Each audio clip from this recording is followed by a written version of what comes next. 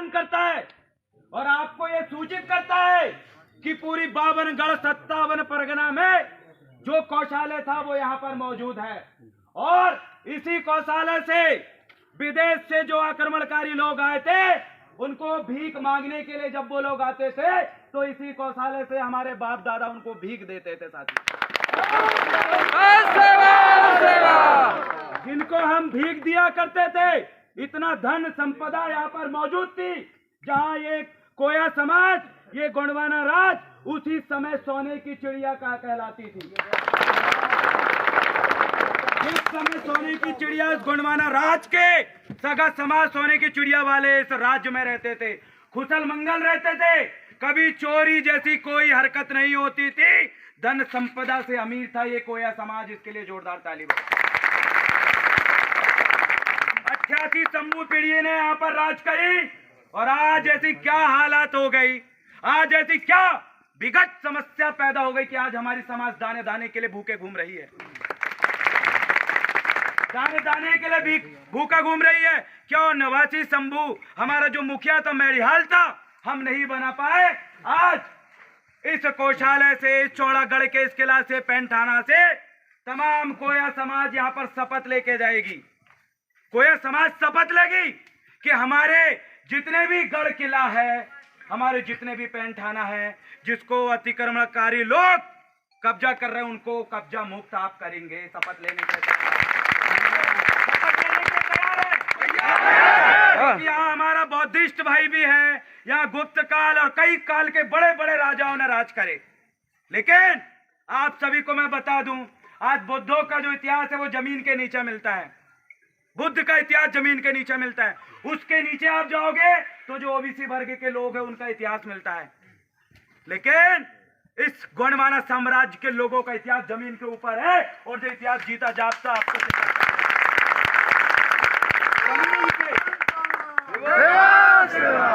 जमीन के ऊपर हमारा इतिहास है। और आज उस इतिहास को मेरी ये भोली वाली समाज नहीं बचा पा रही है। लेकिन मुझे विश्वास है हमारे पैनवासी प्रेम नारायण साहा जी के आशीर्वाद से आज आप लोग कसम खाके अपने क्षेत्र में, अपने जिला में, आप इस भारत देश से हो या गोंडवाना लैंड के किसी भी देश में आप आते हो, आपको जहां जहां हाथी के ऊपर शेर और जहां हमारी खेड़ोदाई और ऐसे पैंठाना है उनको कब्जा मुक्त करके अपने संरक्षण में लेने का काम और अपनी संस्कृति को बचाने का मूल्य काम लेकर आप शपथ लेकर यहां पर से जाएंगे।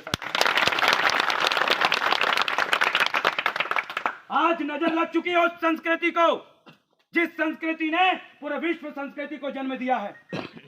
इसी संस्कृति से चाणक्य और बौद्ध जैसे महान लोग निकले, महान महापुरुष निकले जिन्होंने पूरी दुनिया को बताया। इसी प्राकृतिक शक्ति का ज्ञान लेके हमारे पूरे लिंगो, हमारे मुठुआ और हमारे तमाम 88 शंभू शेखों ने पूरे जन जन तक संदेश पहुंचाया था।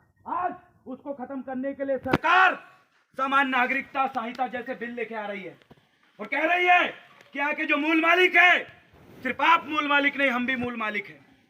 ये बताने के लिए समान कानून लागू करने की नाकाम कोशिश कर रही है। मेरी भोली वाली समाज से इस 52गढ़ का जहां कौशालय था, जहां धन संपदा थी, यहीं से सभी किला गढ़ों तक धन संपदा पहुंचाते थे। यहां से आज पूरी समाज शपथ लेगी और ऐसे लोगों को जो हमारे गढ़ किला खत्म कर रहे हैं, हमारी संस्कृति खत्म कर रहे हैं, ऐसे लोगों को मुंह तोड़ जवाब देने का काम करेंगे। करेंगे कि नहीं?